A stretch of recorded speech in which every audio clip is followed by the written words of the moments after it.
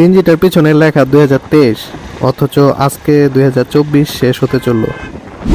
বিসমিল্লাহির রহমানির রহিম। আসসালামু আলাইকুম সবাইকে, আশা করি সবাই ভালো আছেন। 2024 শেষ হতে চলল।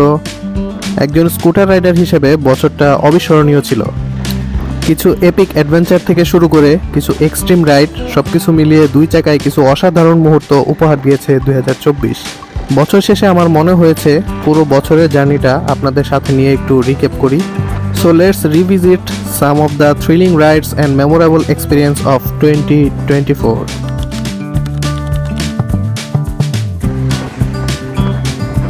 এই বছরের লং ট্যুর শুরু হয় পাবনা ট্যুরের মাধ্যমে। বছরের প্রথম দিকে পরীক্ষার প্যারায় কোথাও যাওয়া হয়নি, কিন্তু পরীক্ষা শেষ হতেই একটা ডে লং ট্যুর দেই। উত্তরবঙ্গে এটা আমার দ্বিতীয়বারের মতো আসা হইলেও কিছু কারণে ট্যুরটা স্পেশাল ছিল। জীবনে প্রথমবার ফেরিতে চড়া, ইন্দুবালা ভাতের হোটেলে খাঁটি বাঙালি খাবার খাওয়া, প্রথমবারের মতো স্কুটার ভ্যানে তোলা সহ আরও অনেক কারণেই স্মৃতির পাতায় সারা জীবনের জন্য জায়গা করে নিবে এই ট্যুর। সারা বাংলাদেশে যখন প্রচণ্ড গরমের কারণে হিটওয়েভ অ্যালার্ট জারি ছিল, তখনই আমরা এই ট্যুরটা দেই। নদী ঘেরা উত্তরবঙ্গের মানুষের সাধারণ জীবনযাপন, সমতল ছায়াঘেরা প্রশস্ত রাস্তা স্মৃতির পাতায় আজীবন অমলিন হয়ে থাকবে। আনকোরা একটা ব্লগ ভিডিও এই চ্যানেলে আছে, চাইলে দেখে আসতে পারেন। বছরের দ্বিতীয় ট্যুরটা ছিল আমার একটা ড্রিম ট্যুর।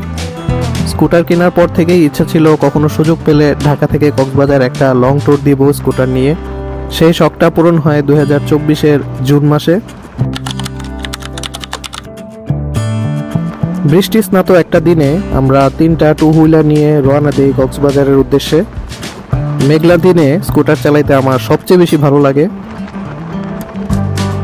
তবে যাত্রাপথে এমন ঝুম বৃষ্টি হয় যে রাস্তায় একদম হাঁটু পানি জমে যায়। আমার নিজের কাছে একটা চ্যালেঞ্জ ছিল যে ঢাকা থেকে কক্সবাজার একা হাতে চালাবো। তাই ঢাকা থেকে প্রায় 400 কিলোমিটার পিলিয়ন নিয়ে একা হাতে চালিয়ে রাত 2টা বাজে আমরা কক্সবাজার পৌঁছাই। চাকরির সুবাদে প্রায় 2 বছর কক্সবাজার থাকলেও নিজের বাহন নিয়ে এবারই প্রথম কক্সবাজার যাই। নিজের স্কুটারে করে চেনা জায়গাগুলোই বারবার দেখছিলাম এবং সত্যিকার অর্থে নতুনভাবে আরও ভালো লাগছিল।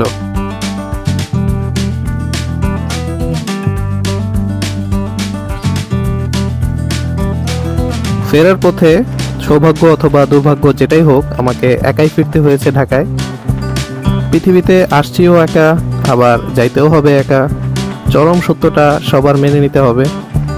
তবে সোলো রাইড যে অন্যরকম একটা ফ্রিডম, সেটা সেবারই উপলব্ধি করতে পেরেছি।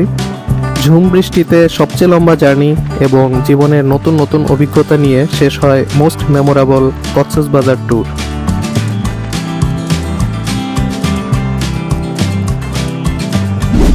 কক্সবাজার ট্যুর থেকে ফেরার কিছুদিন পর থেকেই শুরু হয় জুলাই গণ অভ্যুত্থান। শত শত ছাত্র জনতার নির্মম হত্যাকাণ্ড দেখে সবার মতো আমার জীবনও থমকে যায়। তারপর জীবনে নানা ব্যস্ততায় ব্যস্ত হয়ে যাই। সেই ব্যস্ততার মাঝেই অক্টোবরের 7 তারিখে জরুরি একটা কাজে চট্টগ্রাম যেতে হয়। অফিসে ছুটি ম্যানেজ করতে না পারায় একদিনের মধ্যেই চট্টগ্রাম গিয়ে আবার ফেরত আসতে হয় ঢাকায়। Dhaka to Chittagong and back to Dhaka. ভোর 6টা থেকে রাত 1টা পর্যন্ত টোটাল 585 কিলোমিটার একদিনে স্কুটারে করা আমার সর্বোচ্চ রাইড। এইবার পিলিয়ন হিসেবে ছিল আমার ওয়াইফ। দুজনেই ঘুরতে পছন্দ করলেও ছোট বাচ্চা থাকার কারণে এবং দুইজনের অফিস থাকার কারণে একসাথে কোথাও লং ট্যুর দেওয়া সম্ভব হয়নি কখনো। সেবারই প্রথম ওয়াইফকে নিয়ে এত লম্বা একটা ট্যুর দেই। কাকতালীয়ভাবে সেদিনও মেঘলা একটা দিন ছিল, আর মেঘলা দিনে মাইলের পর মাইল ছুটে চলতে আমার অনেক ভালো লাগে, সেটা আগেই বলেছি। মেঘলা দিন, চট্টগ্রামের নয়নাভিরাম প্রাকৃতিক সৌন্দর্য এবং সাথে বেস্ট ট্যুরমেট, সব মিলিয়ে চট্টগ্রাম ট্যুরটা ছিল 100-তে 100 পাওয়ার মতো একটা ট্যুর। চট্টগ্রাম ট্যুর থেকে ফেরার পরই মূলত এই চ্যানেলে নিয়মিত ভিডিও দেওয়া শুরু করি।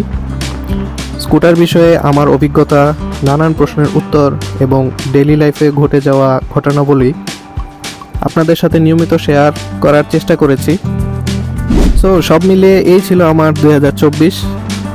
কিছু এপিক জার্নি, কিছু অবিস্মরণীয় মুহূর্ত, কিছু পুরাতন মানুষকে হারিয়ে ফেলা, নতুন ইউটিউব চ্যানেল, কি ছিল না এই বছরটাতে। যারা আমার এই 2024-এর জার্নিটা উপভোগ করেছেন তারা লাইক কমেন্ট করে আপনাদের উপস্থিতি জানিয়ে দিতে পারেন, জানাতে পারেন এই চ্যানেলে কোন ভিডিওটি আপনাদের সবচেয়ে ভালো লেগেছে। আগত 2025 সবার জীবনে সুখের বার্তা নিয়ে আসুক, এই শুভকামনায় 2024-এর শেষ বিকেল থেকে আজকে বিদায় নিচ্ছি। দেখা হবে, কথা হবে 2025 সালে। সে পর্যন্ত সবাই ভালো থাকবেন, সুস্থ থাকবেন, সাবধানে আপনাদের স্কুটার রাইড করবেন। আল্লাহ হাফেজ, আসসালামু আলাইকুম, হ্যাপি স্কুটারিং।